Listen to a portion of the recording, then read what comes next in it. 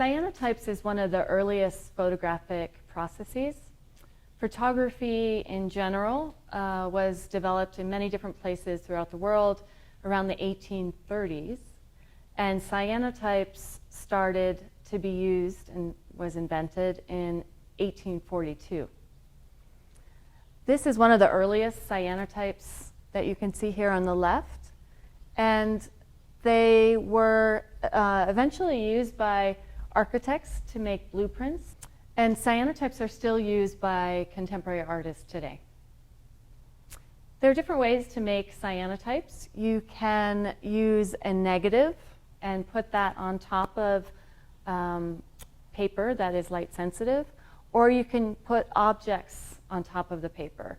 And when you do the one on the right, putting objects on top of the paper, it's called making a photogram, which means making a cameraless image. And that's what we're going to be doing in this workshop. This cyanotype was made in the 1840s by Anna Atkins. And Anna Atkins was trained as a botanist. She studied plants. And she used the cyanotype process to record ferns, algae, all kinds of plant life, and primarily for scientific purposes. What I find especially noteworthy about Anna Atkins' work is that she made the first book that used photographic processes for its images. This is the name of her book, British Algae, Cyanotype Impressions, made between 1843 and 1853. And again, as you can see, she has the Latin names on the bottom, and she's recording different plant material. So it's also important to know about Anna Atkins' work because many contemporary photographers or artists reference her work. This is an artist, Diana Bloomfield, who's using leaves and plants with cyanotype process, and at the same time, she works in book forms. So again, artists are referencing Anna Atkins frequently in their work. And I think one of the most exciting things about photograms are that they lend themselves very well to experimentation, and you don't know what the results are going to be. So this artist is exposing, this is actually a piece of fabric that has been pre-coated with cyanotype chemistry, and she's exposing it not only to the sun on the beach, but also the water, which starts the development process, and the salt that's in that water. Here's an image of the same artist as she's taking a piece of cyanotype paper and putting it, actually covering up some of it with the sand itself on the beach. And this is one of her final results on the bottom. One thing that's interesting about her work is that she doesn't know exactly how the final print will turn out, but not only that, but it's ephemeral work, which means that it's constantly changing. So you may have this piece of artwork in your house and see little pieces of sand drop off, or there's color changes that happen slowly over time because she is using minerals and natural materials that interact with the paper. I also wanted to show you an example of artists using cyanotype coated fabric to make 3D objects, sewing them together to make these sculptures. This is an artist, Annie Lopez, who is very intentionally using non-art supplies, not traditional art supplies in her process. So this can be a low-cost medium to use, and she did not go out and buy fancy watercolor paper. She's using actually the corn husks that are used to wrap tamales, and she's doing that, one, to show that this is an accessible and can be an inexpensive process, but also because that's part of her heritage. She grew up making tamales with her family, and so she thinks of these dresses or these clothing that she makes as an extension of herself.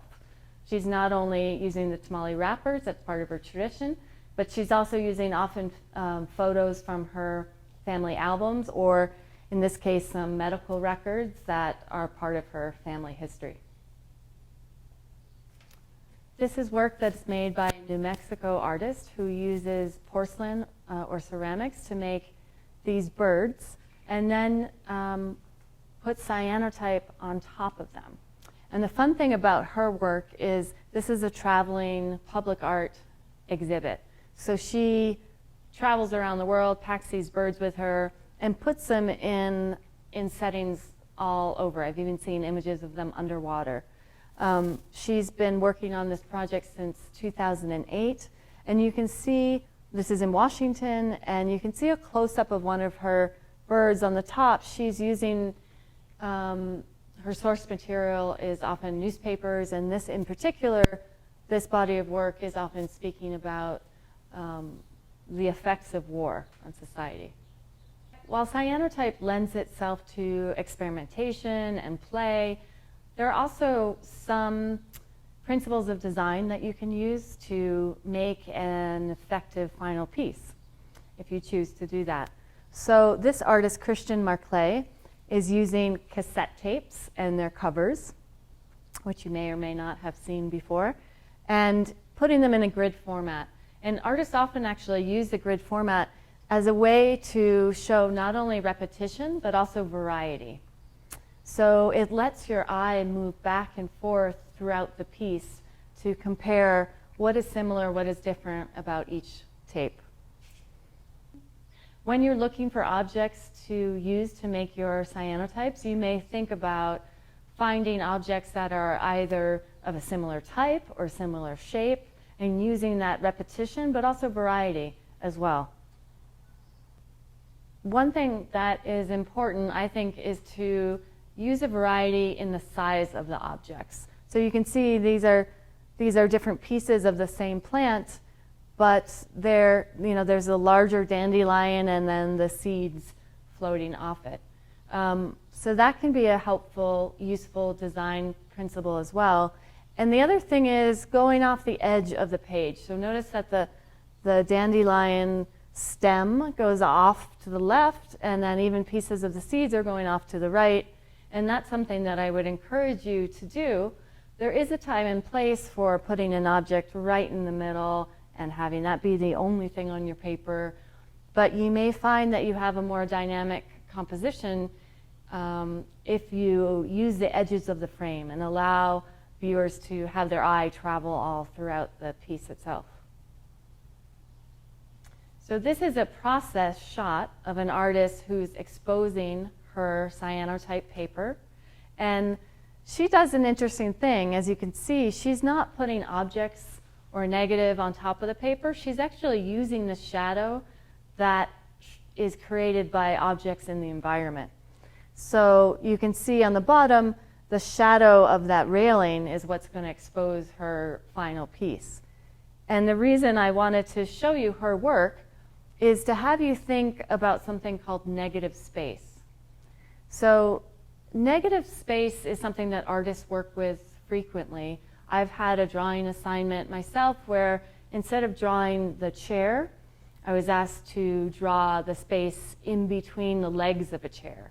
So that's considered negative space.